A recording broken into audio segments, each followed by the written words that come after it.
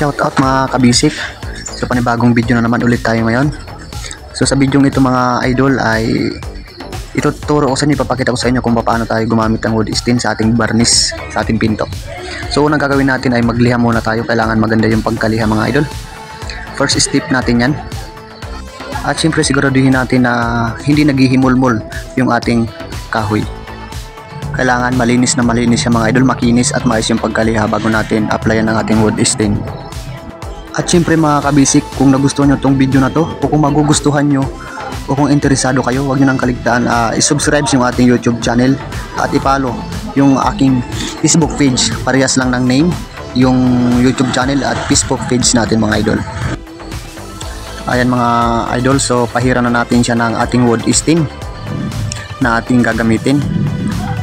Ayan, ipahid na natin yung ating wood stain.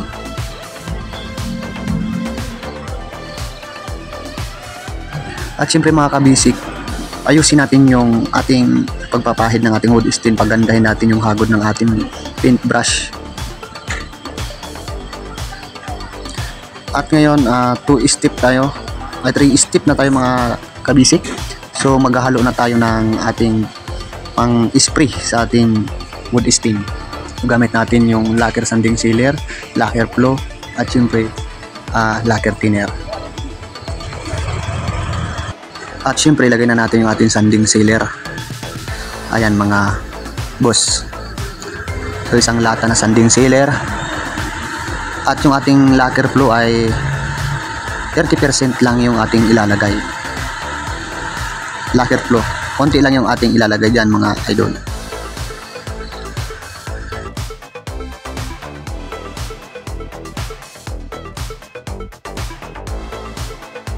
At syempre maglalagay naman ulit tayo ng lacquer thinner. So 20% lang tayo dito sa ating lacquer thinner. Tapos haluin na natin ng bagya mga idol. At mapapansin niyo yan sa pag-spray nyo, kung siya ay nagpapawis, ibig sabihin yan ay kulang sa ating lacquer flow. So makakapag-adjust na kayo, magdadagdag kayo ng lacquer flow. So ayan mga kabisik, basic lang sa ating gawin to. Napakasimple lang ng gawin ito mga idol. So tuloy-tuloy nyo lang yung panonood nyo hanggang huli para matuto kayo at malaman nyo kung paano tayo mag wood stain at paano tayo magpakintab. So ngayon i-spray na natin yung ating tinimpla na pampakintab. At pagkatapos natin isprayan ay patuloy natin ng mga 10 minutes bago natin lihaan at lagyan ng ating pulit.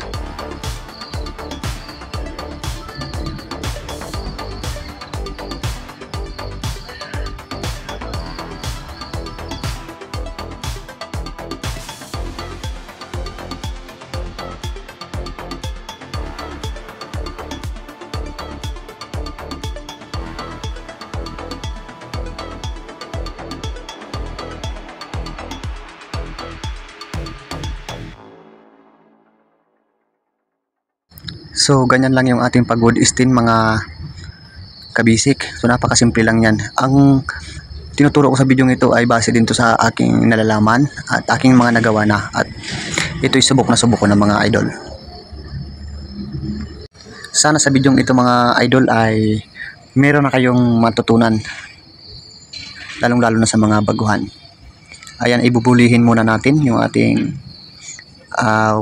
nilagyan ng ating wood stain, in-apply ng wood stain. Ayan, kailangan maganda yung ating pagkabuli. At syempre yung ating ililiha dyan ay yung pinakamanipis,